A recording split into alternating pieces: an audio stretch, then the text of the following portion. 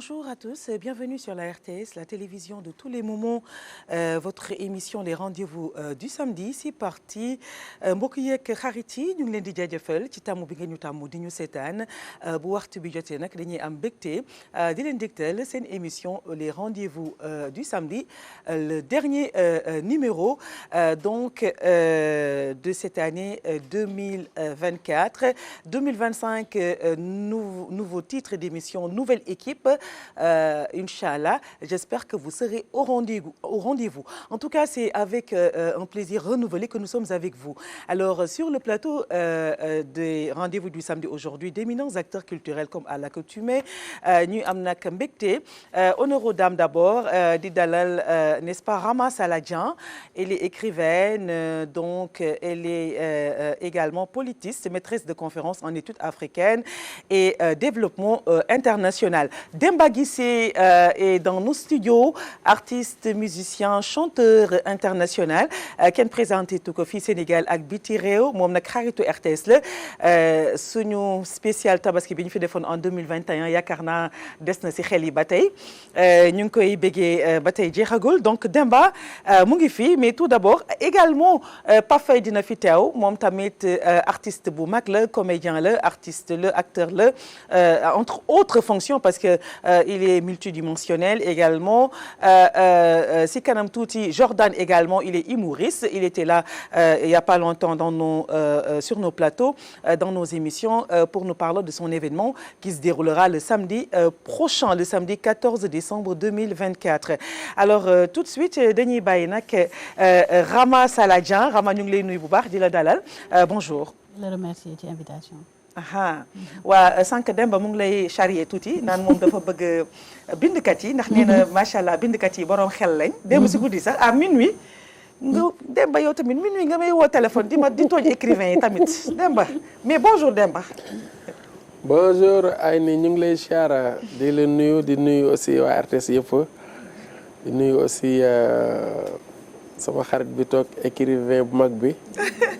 di leen nuyu vraiment di nuyu sama mbokk Haalpulaar di wax kala bi yooyu mbiimi wiimi e wiimaami mi salminima di nuyu aussi ñi ma àndal Boston ak Bilia di nuyu vraiment waa RTS yëpp di wax leen asalaamaaleykum di leen nuyu aussi Ayni sama xarit bi. waaw loolu dafa yàgg loolu du tey donc Demba yow nag tey casquette yu bëri nga fi toogee ndax artiste nga chanteur nga musicien nga mais en même temps tamit xaritu loolu moom defe naa duñ ne wax bu yàqu la wax bu am solo la xaritu artistes yi nga parce que ku ñàkk ki ñaan nga Coumba Gawlo tey nous fêtons donc son anniversaire 40 ans de carrière Coumba Gawlo sur l'esplanade du Grand Théâtre de Dakar ici le Grand Théâtre Doudou Ndiaye Coumba Rose à partir de 21h30 ndax samedi passé Coumba fii la nekkoon moo nekkoon suñu invité d'honneur ci les rendez-vous du samedi n'est-ce pas nee na mise en place 21h30 comme ça ñu teel a mën a démarrer la fête le concert au Grand Théâtre bu ko kenn ute donc tey ay nit dañu fi toog ay artistes pour rendre hommage à Coumba Gawlo ku mel ni Demba Guissé ku mel ni ci kanam tuuti Pape Faye donc mu ngi dans les coulisses de la RTS dina ñëw fii ci plateau bi pour nag defal ñu ay témoignages sur la diva à la voix d'or alors Rama Saladjian yow ngay politiste de maîtresse de conférence di écrivaine maîtresse de conférence en études africaines et développement international alors nga organiser fi benn festival bu am solo muy du festival africain du film et de la recherche tout d'abord dama lay bàyyi nga wax pourquoi nga choisir l'écriture. Merci beaucoup Ayni encore une fois écriture dafa doon mode d'expression dafa doon mbind bi dafa am solo lépp li may def que muy jàngale bi que muy recherche bi gëstu que muy aussi littérature bi lépp ci bind bi lay jaar donc je pense que c'est un mode d'expression pour se faire comprendre de tous et de toutes donc boo xoolee ci li ma bind am na roman am na recueil d'entretien am na des articles scientifiques am na aussi des publications en anglais lépp pour wane ne ak li nga war a wax am na forme pour le dire donc c'est la raison pour laquelle je passe de la littérature à la recherche à l'organisation de festivals pour aussi pouvoir parler à un plus grand public. Mais vous étiez également féministe, la cause des femmes vous tient à cœur. Pourquoi cela yow da nga dund lu bouleversant wala sa entourage la wala c'est les drames qui se passent dans le monde moo la inspiré? Pas forcément, c'est juste damay dégg souvent nit ñi di wax je lutte contre. Man je milite en faveur d'une société un peu plus égalitaire. Donc du dara lu bouleversant lu ma dund, c'est juste de réaliser que ce soit par la recherche wala dans le vécu quotidien qu'il y a des inégalités. Que adduna bi daal développe mën nañ société bi mën na gën a développer bu fekkee ne jigéen ñi jox nañ leen seen wàll parce que après tout on est 50% tamit de la population. waaw quand même ñu am doole lañ fii ñun yaakaar naa ñooy fal de ku fi falu ñoo la fal. wallaay ñooy fal seen loxo ci ëpp. alors nga organiser bu yàggul. le festival africain du film et de la recherche. ñu bëggoon nga wax ñu tuuti festival boobu ci lan lay dox. ak depuis quand la existé ak lan mooy ay objectifs am. festival bi mi ngi tudd Cinefem Fest gëstu naataali jigéen li ko tax a jóg lu yomb la mooy wane rôle bu important bi nga xam ne réalisatrices africaines yi am nañ ko ci wàllu film wàllu image wàllu naataal donc édition bu njëkk bi mi ngi am 2023 à Gorée. li ko waral mooy dafa am la première femme africaine à avoir réalisé un film commercial il se trouve qu'elle est sénégalaise mi ngi tudd Safi Faye. ñu bëri xamuñ ko nag de Safi Faye 2023 la génn àdduna. Bien sûr. léegi nag ñu bëggoon ko rendre hommage on a fait ce festival là en l'honneur des précurseurs donc que muy Safi Faye di Khady Sylla doonoon keneen koo xam ne tamit ci mbiru art ak culture les aada ak cosaan la doon yëngu. def na film bind na ay livres donc ñu gis ne public sénégalais bi xamuñ leen bu baax ñu bëggoon leen gën a fësal gën a wane liggéey bu am solo bi ñu def ci seeni film kaddu baykat bi nga xam ne mooy film bi Safi Faye njëkk a def. kaddu baykat day wax ci méttitu monde paysan bi dans le monde rural séeréer. donc bu ñu toogee fii 2023 di wax 2024 di waxu souveraineté alimentaire ak loolu yëpp doonoon na ay thèmes yoo xam ne moom visité woon na ko déjà donc man sama recherche sama gëstu di porter ci mbay mi di porter ci wàllu jigéen ñi ma gis ne film boobu mu defoon 1973 c'est toujours d'actualité looloo taxoon ma bëggoon la majorité de mes compatriotes tamit mën ko gis. mën ko fësal man ak ñeneen ñi ma ci àndaloon mu di Tabara Korka Ndiaye ak Ndeye Debbo Seck ñu defoon xew-xew boobu ci Gorée. ren nag moo doon suñu 2e édition. et cette année on a tenu à célébrer les contemporains. mooy Mame Wuri Thioub nga xam ne seen mbokk journaliste la. moom it day def ay documentaires yu am solo. Calista si tamit nga xam ne ci mbirum série lay yëngu. waaw Calista moom ñu bëri xam nañ ko surtout maîtresse d'un homme marié. exactement moom moo ko gën a fësal ci àdduna. yaay 2.0 ak Hair Lover. donc moom doonoon na beneen ci suñu égérie yi. ñeneen ñi ci wàllu recherche lañ nekk muy professeur Fatou Sow nga xam ne sociologue la. ak Codé Bopp nga xam ne tamit gëstukat la. bien sûr ki ci des mooy Ken Bougoul nga xam ne kenn dootu ko présenté ti écrivaine bu ñëpp ràññee Mariétou Mbaye ci turam dëgg. moom moo doon facilité résidence d'écriture bañ amaloon. justement résidence d'écriture boobu yéen a ngi ko doon amal du 4 novembre au 8 novembre avec Ken Bougoul. Ken Bougoul était l'une des facilitatrices. Calista si tamit ci la bokkoon. ak Mame Bougouma Diène mi nga xam ne moom moo gagné woon en 2023 le prix Kane de la littérature africaine. alors la biennale qui est toujours en cours le off de la biennale ngeen am ci benn expo intercession bu am solo. n'est-ce pas nga waxal ñu tuuti ci expo bi. exposition bi mi ngi tudd intersection Selbé yoon li ko waral mooy dafa am ñetti participantes ci atelier bi ñoo xam ne tamit ay photographe lañu ay xale yu ay jeunes filles lañu kenn ki mi ngi tudd Amina Jules Dia keneen ki mi ngi tudd Amsatou Diop ka ca des mi ngi tudd Kir Kalissa Mama Yimbe c'est une Guinéenne qui vit au Sénégal donc ñoom ñetti ñëpp nag am moins de 25 ans doon yëngatu ci mbiru art mbiru photographie donc au-delà des textes parce que atelier de création la woon du woon juste résidence d'écriture ñu sélectionné yenn ci seen photo yi gënoon a am solo yu doon wax ci thème intersection ñu présenté ko ci biennale bi tubaab jalaaw lañ ko njëkk a wane. après ñu indi ko fii Dakar. te ku ko bëgg a gis mën na dem siège fondation Heinrich Böll mën na ko fa gisee.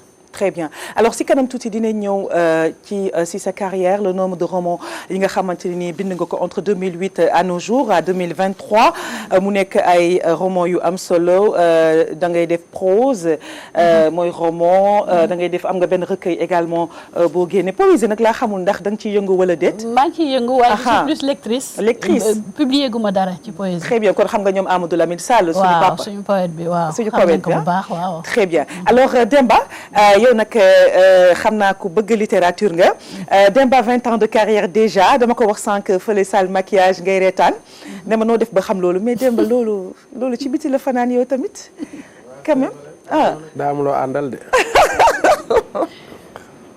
waa Demba nga génnee album mais 15e étage xam nga da nga ko indi fii Tabaski 2021. ñu waxtaan si 15 ans de carrière 15e étage 15 titres mu nekk lu symbolique lu doy waar. bi ma koy génnee dafa nekk 15 ans de carrière ma génnee album bi mu nekk 15 titres. oui ma tuddee ko 15e étage 2018 mu tombé ak 15 millions d'habitants. oui. waaw dëgg la de mais loolu doy na waar de dafa tombé wala li nga naan yow yaa doy waar du man en réalité. loolu ay lim la moo tax ay lim la. waa léegi Demba single moom c'est plus d'une dizaine de singles donc yaa ko waral. moytu rek. Komi Pulo ñu gis ci Aziz Dabala di ko jaal ay mbokkam encore une fois bu baax. duñu tay di ko jaal Kumba Gawlo aussi. exactement ndax danseur am la woon. exactement ñu bàyyi peut-être nga wax ci un mot. sur sa collaboration ak Aziz suma xarit la woon. ñu bokkoon liggéey bi art bi et tout ça. donc xam nga yàlla moo ñëw yóbbu ko ci ndaw. donc ñu koy nangu rek aussi di ko ñaanal yàlla xare ko àjjana. parce que li ñu war a wax yëpp wax nañ ko ci tout ça donc. li ñu war a wax rek mooy ñi ñaanal ko yàlla parce que loolu lay gën a soxla ñaanal ko yàlla xare ko àjjana. très bien alors nga génne dernièrement. moo ko waali aussi. oui ak waali bien sûr kenn mënu leen fàtte naturellement. alors nga génne il y a juste une semaine un titre dédié à Kumba Gawlo. elle fête ses 40 ans de carrière un peu partout dans le monde en Gambie au Maroc au Sénégal en Côte d'Ivoire. samedi passé mu ngi fi woon il était notre invité d'honneur donc waxtaan nañ ci en long et en large. mais aujourd'hui c'est la soirée spéciale donc l'anniversaire au Grand Théâtre de Dakar en direct sur la RTS. La RTS donc est la partenaire officielle de Kumba Gawlo pour cet événement dañ leen koy retransmettre en direct cet événement international le show de Kumba Gawlo sur la RTS au Grand Théâtre sur l'esplanade du Grand Théâtre de Dakar alors nga dédié donc un morceau à Kumba Gawlo Demba lu waral loolu. waaw Kumba xam nga Kumba tey suñ dee wax ci moom mën nañu fi la ñu fanaana parce que elle fait partie des meilleures en Afrique. oui. pour ne pas dire ci France on tudd ci Sénégal kese. Sénégal. mais Kumba moom beneen affaire la quoi. oui. liñ naan buñ naan moom kenn du ne bu doon góor. waaw ndax lu góor di def benn mën na ko def ñaar. aussi Kumba xam nga bu ñu wax tey ñu ne nit dafa xëy rek woy loolu dafa yomb garaawul xëy na rek woy ak tout ça. loolu amul problème. waaye li jafe mooy def parcours def jaar tey jóge fa nga nekk jigéen kese langoo mu woon ci kenn tey ak lii fi musique tolloon. fi art tolloon nga nekk fi ak say moroom.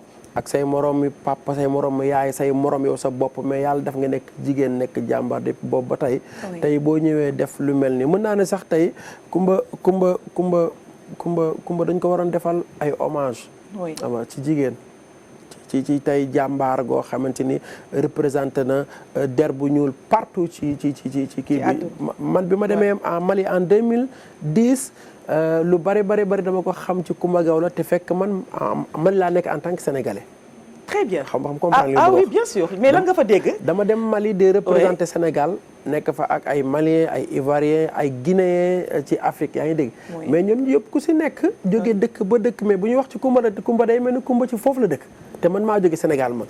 wax dëgg ni que ñu bari Sénégal sax xamuñu ko bu baax il faut que nga génn tey ba yeneen dëkk Afrique ci ngay xam baax xam nga parce que tey dafa jafe dafa jafe tey boo mosaan dégg ñu ne la diw xëy na dañ naan diw de si loxo diw la jaar diw ko jàppale mais ku mën a gis mu nekk jigéen nekkoon étudiante jaar fa donc di def ay jéego di ko def ci yeneen i dëkk tey ba tey yàlla dogal tey ñun mu nekk suñu fierté fii ci Sénégal ak bépp africain donc tey buñ koy dee defal tey hommage ñun ñu war ko defal tey hommage dafa war parce que liggéey na loolu carrière am may na ko talent may na ko aussi lu mu siggil der bu ñuul si monde entier dafa am solo te loolu vraiment ce n'est pas quelque chose boo xam te ni dafa yomb parce que bari na fi ñuy def art mais moom boo ko génnee tey ak li muy représenté ci bu génnee hors pays bi fii tey da ngay xam ni kii quelque chose la ci dëgg la Coumba Gawlo la diva à la voix d'or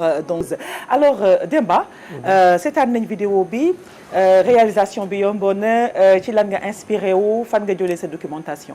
bon xam nga nit aussi boo koy woy da ngay gëstu ci moom mën naa ni biographie am rek laa woy et sax waxuma lépp waaye parce que biographie waaye su ma doon bëgg a woy biographie xam naa loolu ay album la nekk wala ay CD mais quand même jël naa si tuuti rek jël naa double disque d'or jël disque platine jël Kora Awards yi nga xamante ni yàlla def na ni moom am na ko te bari na ci réew mi ñoo xam ne ñu ngi yëngu ci art bi ba tey mënuñu koo dégg seen tur dem na partout mais amuñu loolu Coumba ñëw am loolu muy wanenti tey liggéey boo gis rek xam nga tubaab bi defuñu am na yoo prix yoo xam ni wala trophée buñ la ko joxooñu la ko parce que da nga leen a neex non ok sa liggéey moo leen ko may donc ak yow li nga représenté ci monde entier donc tey boo gisee may wax rek tey bu defee 40 ans de carrière et dama naan loolu ça se fait parce que nag Coumba beneen niveau la nekk. beneen niveau la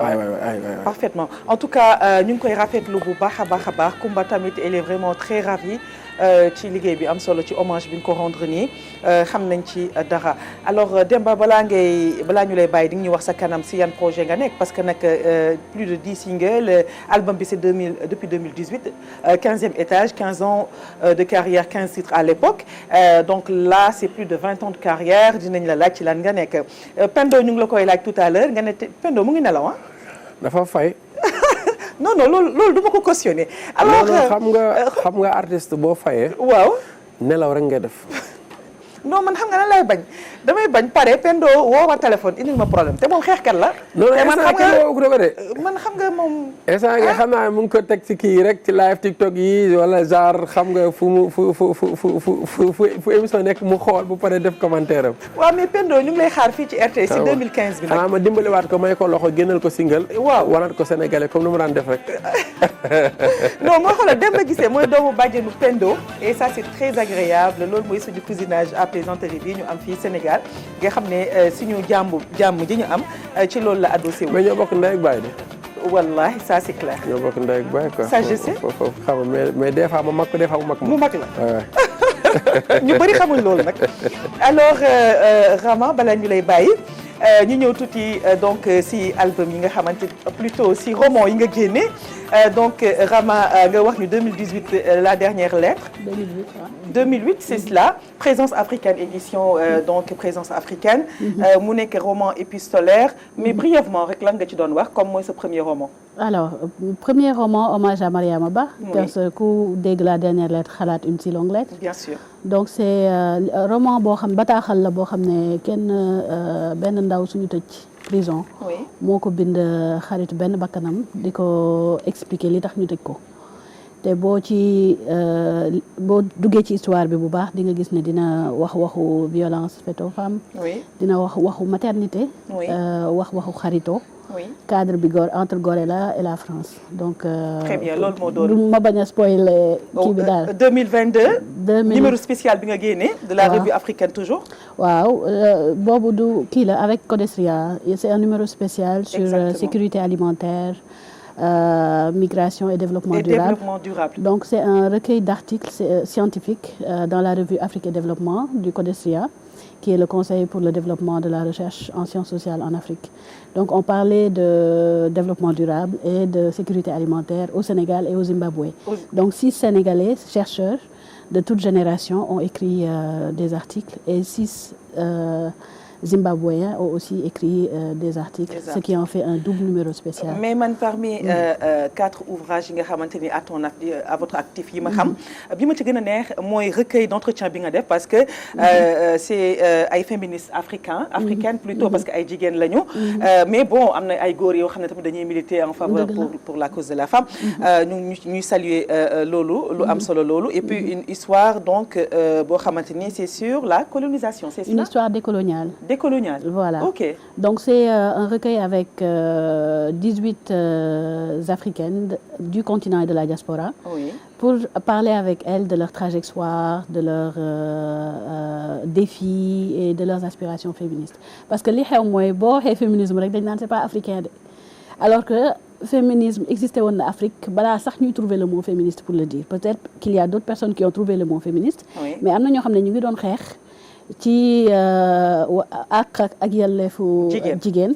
te tuddee wuñu woon seen bopp ay féministe ay ndaata yàlla yaakaaruma woon ne féministe sama maam nag ngay wax mais man finalement man di ngeen ma dina droit d'auteur yeeg yooyu noonu. waaw après lay nekk dinañ ci waxtaan après. mais c'était important donc que des femmes africaines viennent raconter leurs histoires pour ñu xam ne du loo xam ne dañ ko importer du loo xam ne dañ ñu imposer mais que am na ay féministes africaines ñi nga xam ne ñu ngi ci continent bi. Elles ne se revendiquent pas féministes européennes elles sont bien africaines. Et je pense qu'il était important de faire entendre leur voix. waa jigéen africaine yàgg na xeex pour ak yelleefam ci fànn bu nekk nag. Alors le 2023 ouvrage collectif la Gagner le monde sur quelques héritages féministes également. C'est paru aux éditions La Fabrique à Paris. C'est un recueil d'entretiens boo xam ne man sama chapitre ça portait sur les revues Awa ak Fippu. képp ku xam Awa mooy la revue de la femme noire bi nga xam ne 1957 la Annette Mbaye Derneville suñu compatriote sénégalaise bi nga xam ne ñu bëri ñu ngi naan ko Tata Annette moo créé la musée de la femme aussi Henriette Bathily moo jug ak ay autres femmes africaines ñu créé la revue Awa de la femme noire li nga xam ne li ko taxoon a jug rek mooy permettre une plateforme d'expression aux féministes d'Afrique de l'Ouest et de la diaspora te donc bu ñuy wax organisation transnationale dañuy yaakaar ne lu bees la alors que loolu depuis avant indépendance Annette Mbaye Derneville ak ñi ma àndal ñu ngi def liggéey bu am solo boobu donc maay amoon yaakaar ne amoon na solo ñi gën a jeune xam histoire boobu ñu xamal leen ko donc amoon na tamit la revue Fippu bi nga xam ne plateforme d'expression la revue Fippu bi nga xam ne yeewi waaw ñoom ñoo ko moo doon seen journal daal yeewi mouvement féministe la woon tamit bi nga xam ne ñoom Tata Marie-Angélique Savané ak ñeneen ñoo ko sampoon Fatou Bintou Zahra Diop ak ñu bëri léegi ñoom nag dañ doon publier tamit à travers cette revue-là qui n'a pas fait long feu mais il était important dans ces généalogies-là d'expliquer comment on est parti de Awa à Fippu et comment ça a inspiré les jeunes générations d'aujourd'hui. Dëgg la alors lan mooy sa objectif aujourd'hui yan attente nga am ci sa liggéey ak surtout si jigéen ñi puisque yow da ngay militer en faveur de la femme. des na benn ci ginnaaw bu ñu waxagul. mooy quatrième bi xam nga nag. roman yi dañ lay defal plateau spécial. recherche le plutôt boobu. exactement décoloniser humaniser. parce humaniser que avec donc Cathy Touré c'est cela. Catherine Touré et Ropal Taker. exactement donc ouvrage collectif la boo xam ne c'est important parce que c'est dans la recherche. en études africaines plus spécifiquement ndax dañuy. jékki-jékki rek gisaat mouvement de décolonisation muy émerger mais li ko waral ak li ko tax dafa dem ba devenir un mot valise boo xam ne duñ ko définir clairement qu'est-ce que ça veut dire de décoloniser donc mu am ñoo xam ne elles sont anthropologues am ñoo xam ne elles sont sociologues man mi politiste d'autres historiennes qui ont écrit des articles chacun dans sa discipline pour dire ce que décoloniser veut dire selon elles comment on décolonise les sciences sociales et humaines looloo taxaw ouvrage boobu am solo mais décoloniser par exemple les sciences humaines. ak wala les sciences sociales. kooku xajul ci benn émission. exactement parce que lu am solo la. thème bu am solo la. dañ la koy consacrer plateau spécial xam nga 2025 moom dañ leen di réserver ay surprise mais donc balaa loolu. comme 2024 tire à sa fin. jeex na quelques semaines.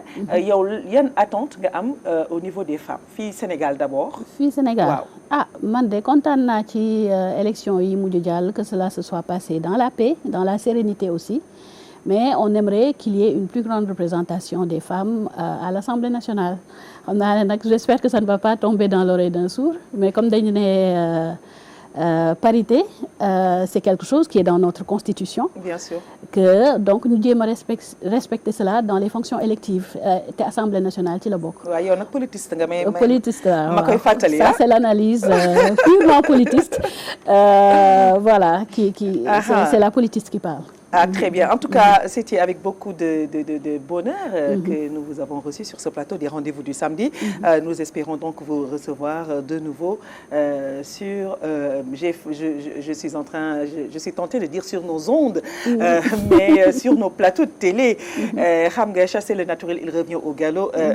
Radio, moom, c'est mon premier amour. Alors, et moi, je tenais à vous remercier pour l'accueil, pour vraiment chaleureux à vous et à Aram. C'était un vrai plaisir d'être c'est toujours un plaisir. Et un plaisir de rencontrer Demba, qui a chanté l'une de mes égéries, Kumba Gawlo, que j'admire profondément. Mais j'espère que vous serez au concert ce soir.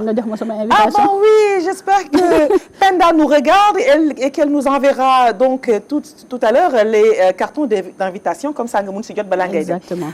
Inch'Allah. Alors Demba ñu ñëw nag ci say projet si lan nga nekk. waaw maa ngi cool oui. maa ngi si job bi maa ngi doxal. maa ngi def liggéey bi comme ni ma ko doon defee. waaw mais gis nañ sa benn featuring ak Titi. Titi waaw mooy morceau yaa ko waral. waaw defoon nañ ko xam nga ndeysaan musique dafa garaaw. morceau bi musique bi def na ak léegi 6 ans.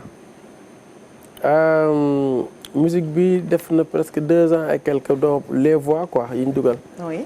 ñu ngi ko génnee ça fait même pas genre 6 mois. ah oui. ok donc mu ñëw. mais des fois système bi dafay laaj des fois nag fii affaire toll ngay génnee boo ko amee nag mu ngi dépendre nag sa poste ka bu fa dara nekk rek day génne. mais Kumba Gawlo bi le morceau Kumba Gawlo naka la ko Kumba accueillir. non Kumba bi ma parce que morceau bi def na 1 an ak léegi oui. mu génnee clip bi mooy soog génne ça fait pas une semaine. oui morceau bi ma ko génnee je pense que bi ma ko envoyé dafa tombé Kumba di préparé. non est-ce que mat na 1 mois 1 an am na événement bu nga def fii fan passé te soloon affaire boobu. non matu ko. matu ko oui. ok kon ok boobu période la. bi muy def dîner de gala bi et tout ça. oui boobu laa ko génnee mais boo ko génnee ak gisante wuñu. très bien. Kumba bi ma ko gisee mooy bi ma génnee morceau bi lañ soo gisante man ak moom. li may nekk ci aar bi ñuy tasanteeg ji yëpp mosuñu jàkkaarloo man ak moom. ah oui. bi ñu ko defee muy bi morceau bi génnee muy invité mooy bi ko ambassade Japon invité. ci la ma invité vraiment ñu gisante mu nekk na nit ku baax ku amul benn problème. en plus bi si liñ ma wax man bi ma génnee morceau bi mu ko jotee léegi dafa fekkoon ci répétition après dégg naa sax da doon jooy ci répétition bi ndax xëy na woy bi. fi ma génn dama naroon jël sama morceau woy ko mais dama ne non bàyyi ma jël morceau bi woy sama xol boo ma tàgg woon et tout ça ma jël même morceau boobu noonu def ko pour woyal ko ci pour que moom aussi mu mën ko sentir parce que composition am la woon donc nag ma def ñëw teg ci sama affaire tout ça moo tax bi ma ko gisee mu mën ko sentir te vraiment beneen affaire la quoi. kon Demba on va se donner rendez-vous tout à l'heure au Grand Théâtre de Dakar. waaw tey dañuy woo ñëpp waaw parce que Kumba ku ñëw di nga gis spectacle. waaw di nga gis art aussi di nga dégg aussi bonne musique bien sûr bu nekkul musique AGT bi xew léegi. xam nga moom yàlla def na ne que xale yi bëgg nañ ko mag ñi bëgg nañ ko te fi mu nekkoon ba tey boo ñëwaatee da ngay gis beneen Kumba maa day mel ni Kumba mu ngi soog a way et loolu c'est important. dëgg la alors Demba merci infiniment ci teew bi nga teew tey suñu plateau des rendez-vous du samedi mu nekk suñu numéro bu mujj ci 2024 bi di nekk dernière émission également alors Rama lan ngay tàggoo. di leen remercier encore une fois di wax ne tok bi am na solo trop. yow moom yow fan nga quoi fan. fan si Kumba Gawlo la. ok bu mujj bi am na solo daal. Demba lan mooy sa dernier mot. bon sama dernier mot rek avant ma koy wax damay njëkk a wax ne que tey Kumba mu ngi Grand Théâtre maa nga fa ndax man damay jouer morceau bi incha allah rabbi quoi. d'accord ok mais man avant boobu d'abord damay jiite Parcelles. parce que Parcelles laa dëkk ñu ngi def benn festival bu mag boo xamante ni man ku ne xam na ne nit mënul def mbir ci biir Parcelles te Demba Guissé nekku ci ndax te doomu Parcelles la muy événement bu mag a mag festival ba ngi si ànd ak monsieur le maire Jamil Sane ñu koy nuyu ak équipe bi yëpp tey Parcelles dina mel ni non Parcelles tey dina nar a garaaw parce que terrain ak pes la ñuy nekk Demba Guissé en live ak sama rakk Ibra Naajo ak ñeneen ñoo xamante ni mooy ndaana ñi nga namoon yëpp ci réew mi tey Parcelles dina mel ni tey mooy Bercy Parcelles tey si guddi incha allah rabbi donc may profiter aussi di nuyu sama benn xarit Mariam Ndongo depuis France parce que mooy promotrice bokk ci ñu gën a mag si ñuy def ay événements suñu programme Fouta à l'honneur bi nga xamante ni ñu ngi koy préparé 2e édition en France donc muy événement yi gën a nekk événement yi gën a mag ca France donc man Demba Guissé di si nekk chaque année Fouta à l'honneur bientôt incha allah bi en France donc nuyu Mariam Ndongo et son mari El Hadj Ka donc di remercier ñëpp nag ndaxte Coumba Gawlo Seck nag encore une fois tey na ñëpp ñëw en masse loolu yaakaar naa c'est un message qui est bien passé alors da nga am un mot waaw et le réseau des féministes du Sénégal ñi nga xam ne contribué nañ bu baax ci succès wu festival bi ma la doon wax léegi festival Cinefem Fest bien sûr remercier artistes yi tamit Amina Jules Dia Kalissa Kir Mama Yimbe ak Amsatou et remercier suñu égérie yi Kalista Si Mamouri Thioubou professeur Fatou Sow ak Code Bopp bi nga xam ne sagal nañ ñu ñëw nañ kenn bëggul suñu yaay kenn mënu ko bañ a wax ñi nga lim léegi nag ku lim Dioum Tata Fatou moom ñu ngi koy fon bu baax mais ay figures féminines yu am solo lañ fii Sénégal ak ci biti réew alors on va donc recevoir dans un instant d'autres invités sur ce plateau des rendez-vous du samedi comme à l'entame de mon propos je vous l'annonçais il s'agit de Pafay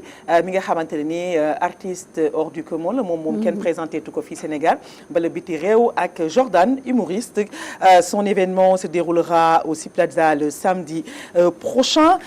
Mais auparavant, le coup de cœur musical de la semaine, c'est Carlou D featuring Degeti et on se retrouve juste derrière.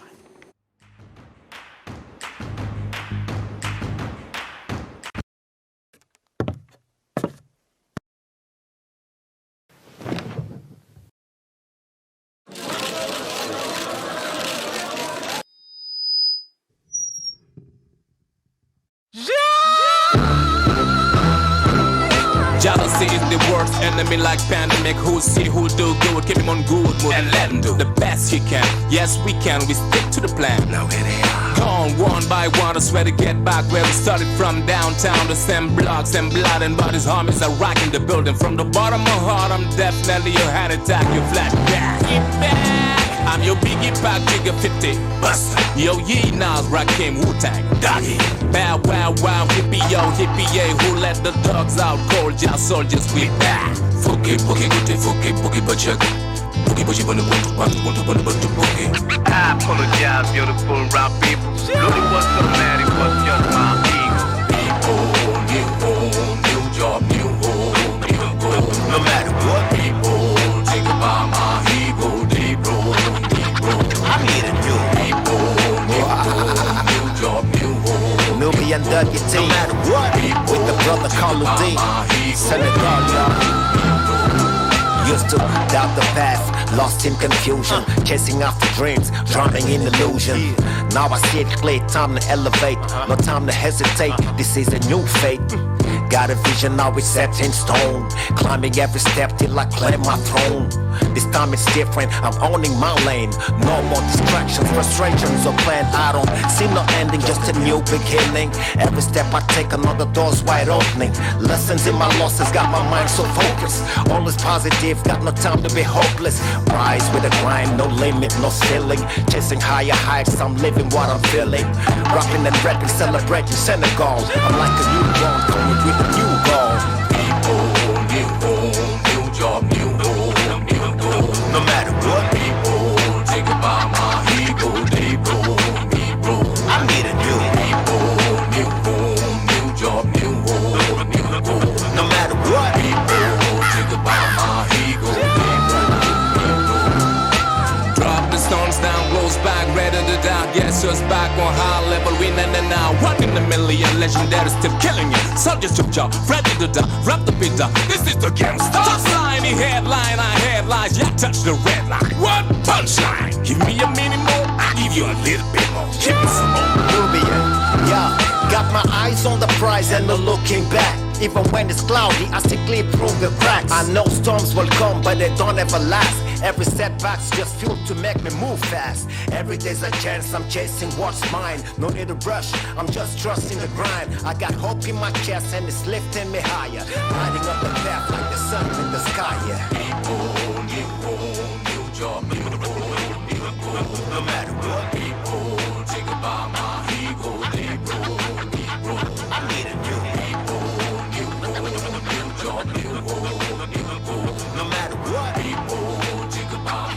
Merci beaucoup de regarder donc les programmes de votre télévision nationale, la RTS, la télévision de tous les moments. Votre émission Bat son plein, les rendez-vous du samedi. Pafay est là, Jordan est là. Pafay qu'on ne présente plus, mais néanmoins, il faut que moi si touti. C'est un homme de culture. Il fait partie de l'Association nationale des comédiens du Sénégal.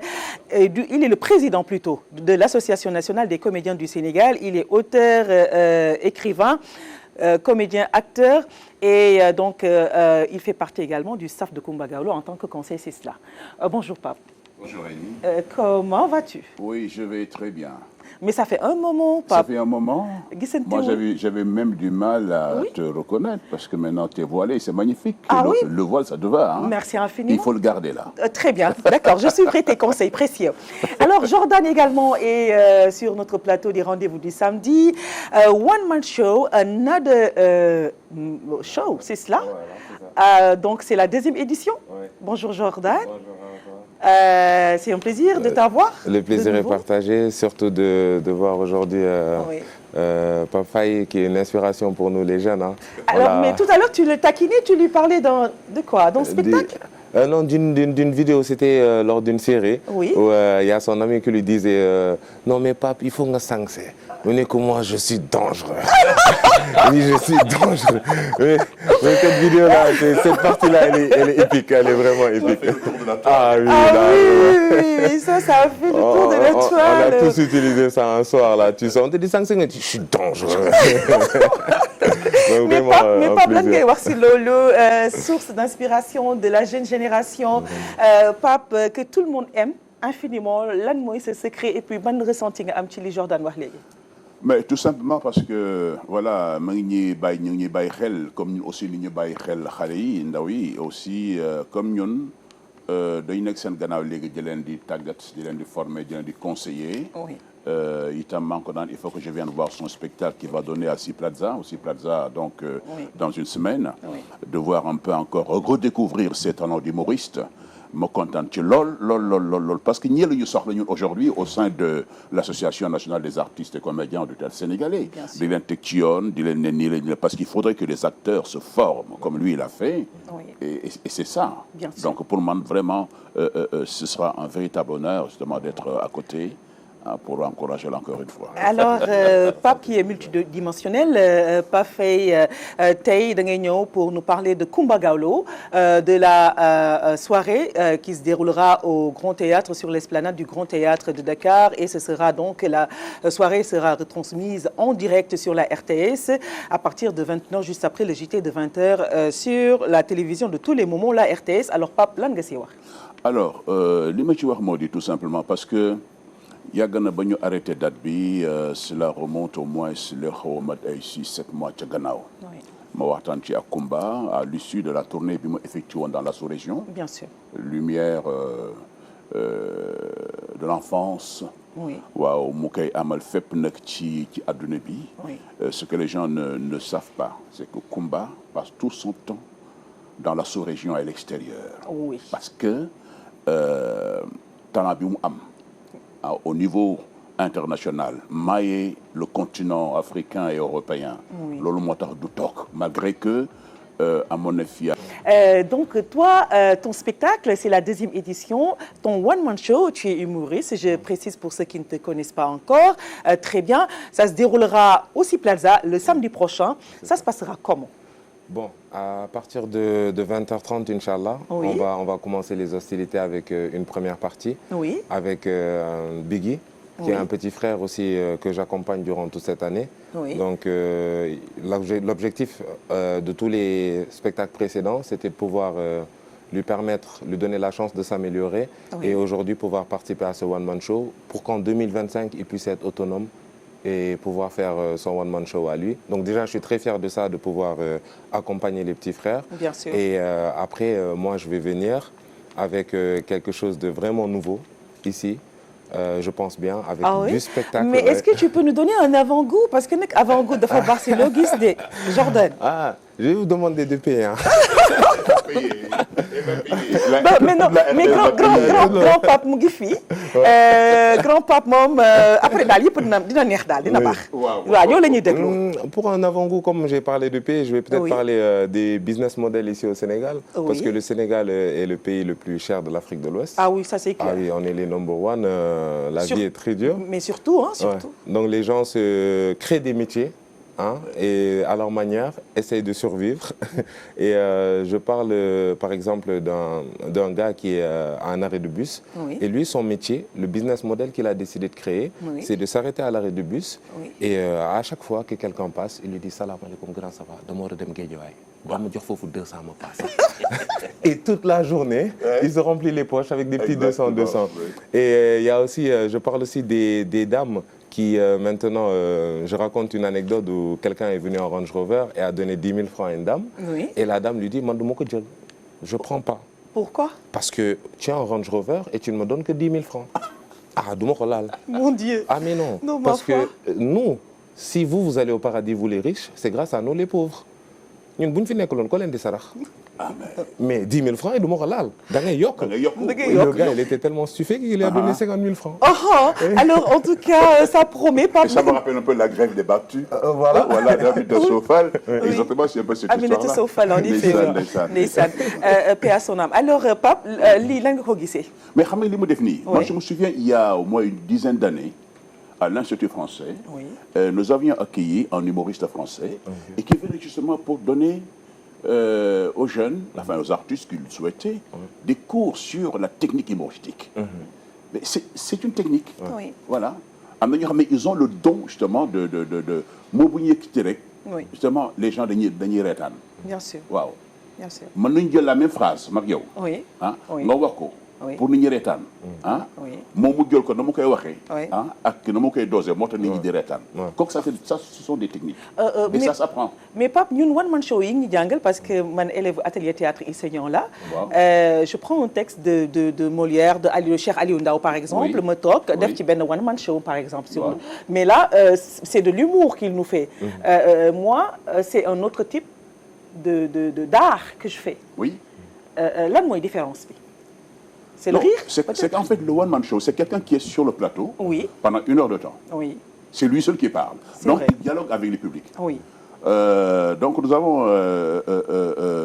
c'est en fait entre-jeu, quoi, en fait. C'est-à-dire, d'un avec ce produit, avec ce texte, mais pour le rendre plus digeste, pour que le public montre qu'il dans le sort public, tu joues avec le public. Bien sûr. C'est vrai. Ce qu'on appelle la distanciation en termes techniques théâtrales. Bien sûr. Parce que sinon, ce sens de la distanciation-là, donc, il faut que le public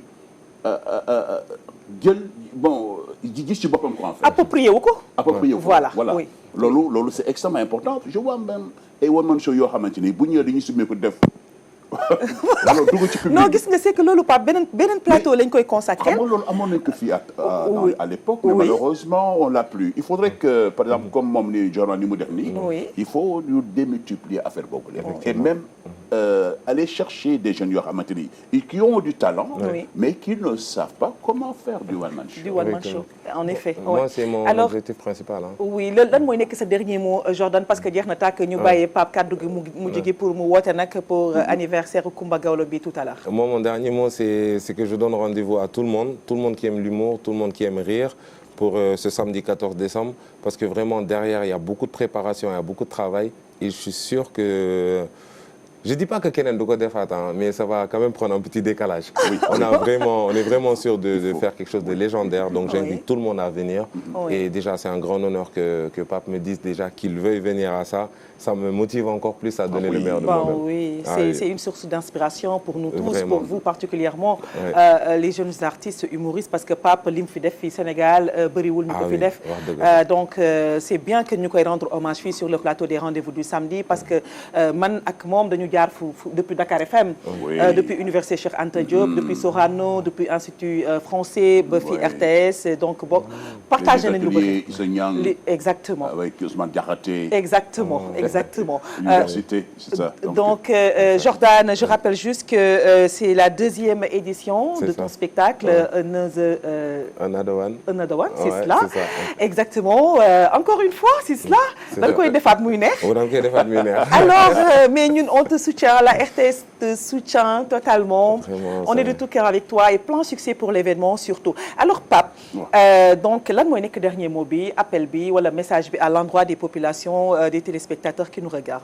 Alors ce message bi moo di bu ñu amee ku mel ni Coumba Gawlo Seck nga xamante ni. Oui.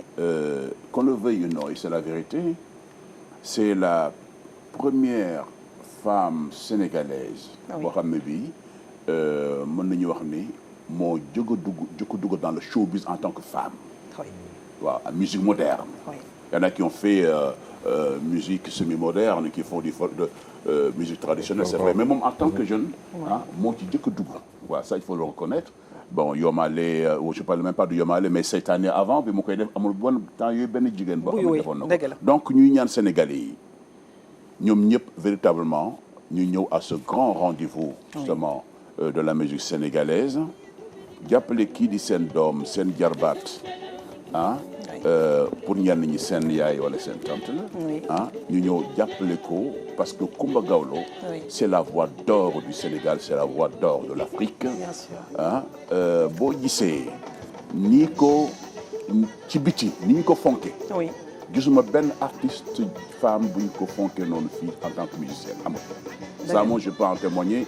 Je peux le dire parce que c'est la vérité c'est pas parce que sama xarit la que sama rakk la moo koy wax mais dama wax li nga xamante ni moom cër bi ñu ko jox ci biti jar na Sénégal yi bu nekk fii war a ñëw ci soirée tey bi fële au Grand Théâtre dëgg la waaw dëgg la mais la preuve corps diplomatique yi du ñu jox cër n'importe qui. ah oui man xam naa si dara.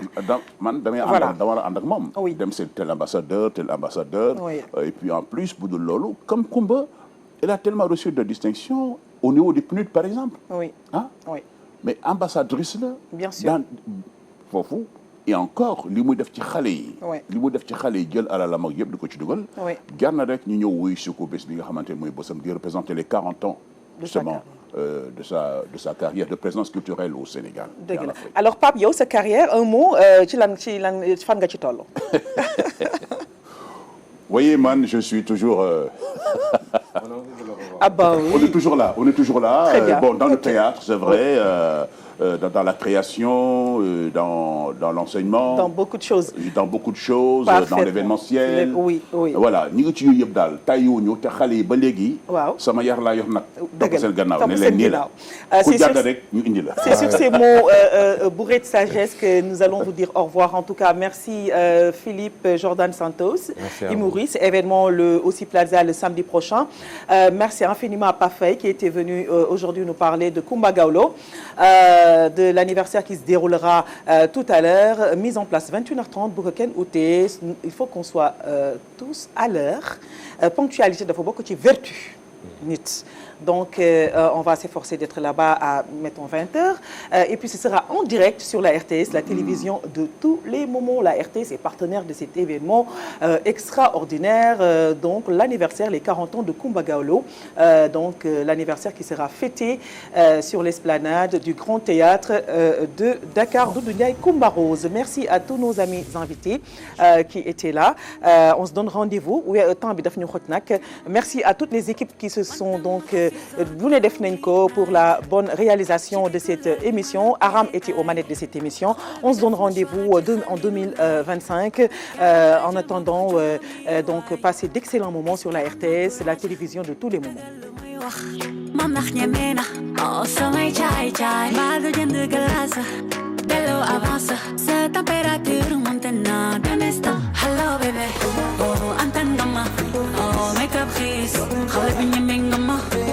Hello baby, oh antan gama, oh make up kiss, khale bi ñeme ngama, ya ga dégg daali, to jari daali, ya dégg daali, to jari daali, ya ko dégg daali, to jari daali, ya dégg daali, oh amore mio, mi amo mali.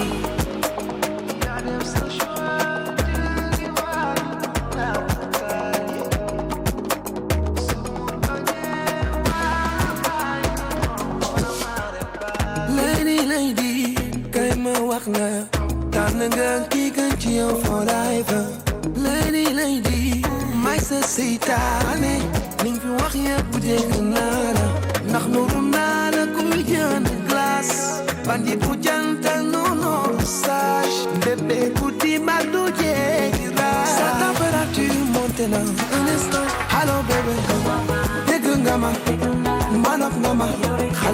dépassé ma. Allo bébé, dégg nga ma. Man of mama, xale bi dépassé ma. yaa ngi dégg daali to jari daali yaa dégg daali to jari daali oh yaa ko dégg daali to jari daali yaa dégg daali oh amore mio ne nga moomangi jël naa li ma moom jël naa li ma moom jël naa li ma moom wiri wiri jari daali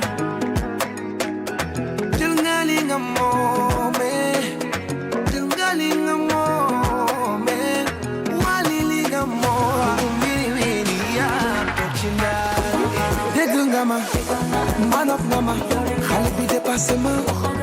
Allo bébé, dégg nga ma. Man of mama, xale bi dépassé ma. yaa ngi dégg daali to jari daali yaa dégg daali to jari daali oh yaa ko dégg daali to jari daali yaa dégg daali oh amore mio ne nga moomangi yaa def sa choix jëli waali bu nakatali sumul bañee